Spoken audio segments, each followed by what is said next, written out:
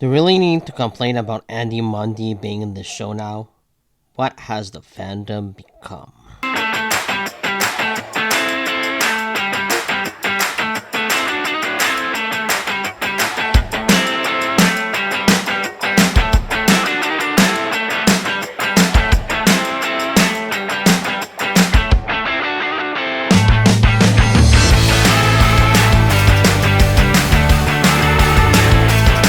I've enjoyed the first three episodes of the series somewhat. I don't think they're incredible or anything. I don't think that this series is amazing, but I do enjoy like the characters, and I think that it showed promise in the first three episodes. But now I'm sort of seeing the cracks in the storytelling. Unfortunately, I don't think that this show is incredible. I think it's all right, and I do think that it could have been a lot better. Now, I want to get the main complaint of the fourth episode out of the way first. I think that complaining about Adi Mundi being in this episode is just completely useless. I mean, his age wasn't even confirmed in canon. It was in Legends, but Legends is no longer canon. George Lucas never considered it canon, and it's nothing that we should take as gospel. I mean, Adi Mundi being here is like no different from Yoda being here at this point, and I have no problem him being in the Acolyte. Yeah, I know he said that the Sith have been extinct for millennia, but he could be wrong about that. And also, I'm sure that he hasn't learned about the Sith in this show. I don't think that he learned about the Dark Force youth, and I think that this doesn't really contradict anything. It doesn't contradict canon at all. I think it's much ado about nothing. I think people are finding some stupid stuff to complain about in this show. And I'm kind of really embarrassed because I thought that Star Wars fans were better than that, but as I'm seeing, they're obviously not, and it shows. The episode itself, I think, is alright. It's pretty short and it ends abruptly, like in the middle of an action scene. I think that was really a poor way to end the episode. It almost feels like they didn't know how to splice the series up into like 8 episodes or 6 episodes, and it really just ends like super abruptly. I found like each episode doesn't really have an ending. It's sort of like a cliffhanger, but it doesn't really lead to the next one really all that well compared to other series like Lost or let's say like True Blood.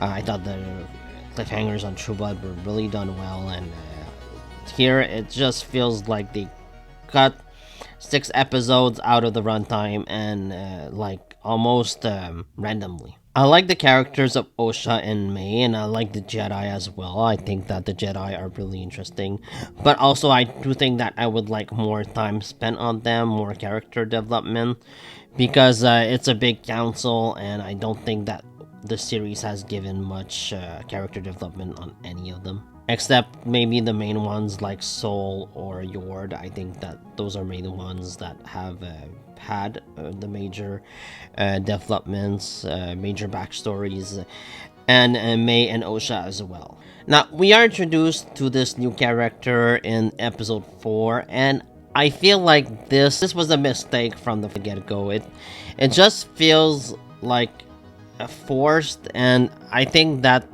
Quimmer, the character of Quimmer, sort of puts off this vibe. You just can guess where the rest of the series is going, because it's like this new character that is brought into this show and like so late in the game. And I thought about it when I was watching this episode, and of course I just didn't really know if it was going to be him or it was going to be somebody we knew from the past. I mean, that could have been awesome as well. But no, I think that this character is he's not sort of a bland character. It's just really not all that surprising what happens later on. He and May are journeying together as they try to find the Wookiee Kelnaka in the forests of Kofar. And the character of Quimera, he seems clumsy, he seems awkward a bit. But like it's easy to think that it's just a facade. It's not really him underneath. The Jedi are also trying to get to Kelnaka first, but they fail in warning him, and this is results in the death of the Wookiee, which happens off screen. Unfortunately, I think I'm pretty bummed about that. I wish that the death of Kelnaka happened like this huge fight, and I think that it would have really set up the villain well if he, like this Wookiee, this badass Wookiee would have fought him. But it feels like this series is poorly executed. It really does. I just wish that the scripts were better. And now let's jump to episode 5. Episode 5 to me is an entertaining episode. I am not satisfied with a couple of things. One is the reveal of the dark side user, which is actually Quimir, and I think that him being Quimir is sort of lame. I was expecting it, and most people were, I think, but it just doesn't really feel all that satisfying. It's just, here you go, here's another villain. And for a Sith that's supposed to have been instinct for like millennia, I mean, he's really not all that interesting as a character. I'm sorry. And there's nothing really interesting about him. He isn't really all that menacing. I like the way he fights off the Jedi, and I think that the fights were at least cool looking in the darkness.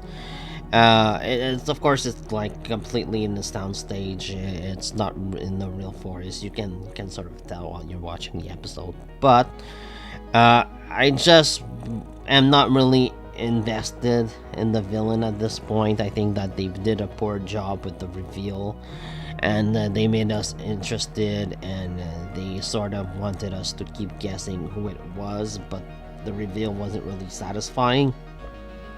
So unfortunately, it doesn't pay off. I think the actor is okay. He's doing fine in the role, but just like not a really meaty role. And I think that the twist is so underwhelming that it doesn't work at all. It's just like thrown at you, and you just sort of absorb it. Like I said, the entire episode is an action scene. It's okay. It's entertaining. 2 Jedis actually die, and that's a bit unexpected, but we sort of knew that a lot of Jedis had to die here because it makes perfect sense. If not a lot of Jedis should know that the Sith have returned, and then you should kill some of them off, and I think that it was the right move. I also thought that the way that these bugs came after him and to throw him off, it was such a lazy way to like get rid of Quimir, and it just felt lazy. It felt really like cheap. This sort of had to happen for the Jedi to escape. Jackie Lon and Yord. Yord was one of my favorites of the Jedi, and it's unfortunate that he got killed off. Jackie Lon, we don't know much about. We've seen her a little bit, and I really wish that they would have developed the characters of the Jedi more. Unfortunately, we only have so little time in this show. Like, have an episode focused on a different Jedi every episode. I think that would have worked better. I think that it would have developed these characters more and made us care about them as individuals. Other than like this group, this council, I think that it would have worked better to flesh out these characters. May and Osha finally confront each other at the end of the episode. May tries to get Osha to turn to the dark side, but Osha pushes her off. May tells her that she's picked the wrong master, and she force pushes Osha against the tree, and she knocks her out cold.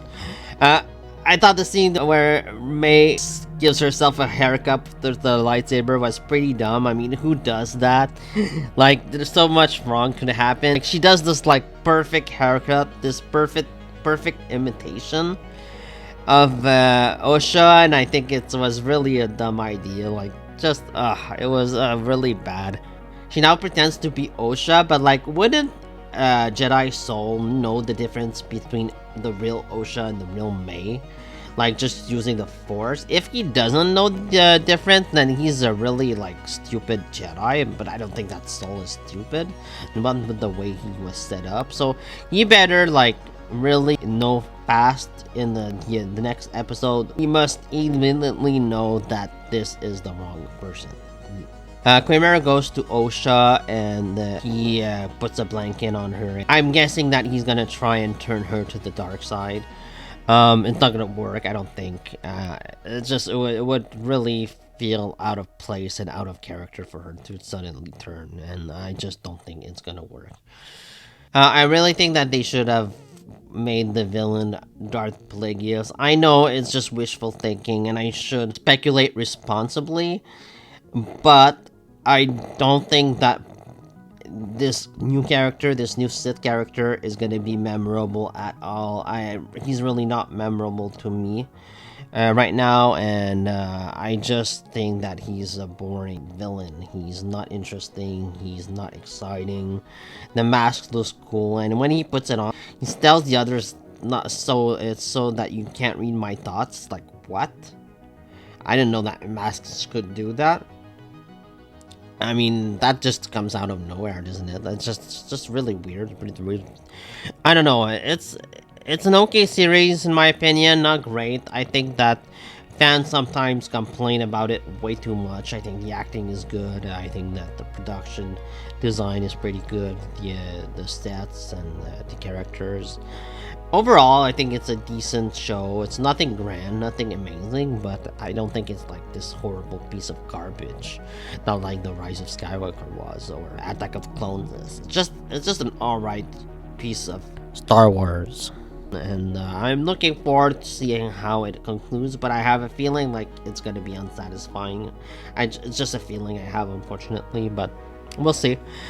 Let me know what you think about the Acolyte episodes 4 and 5 down in the comments below. Please subscribe. See you next time.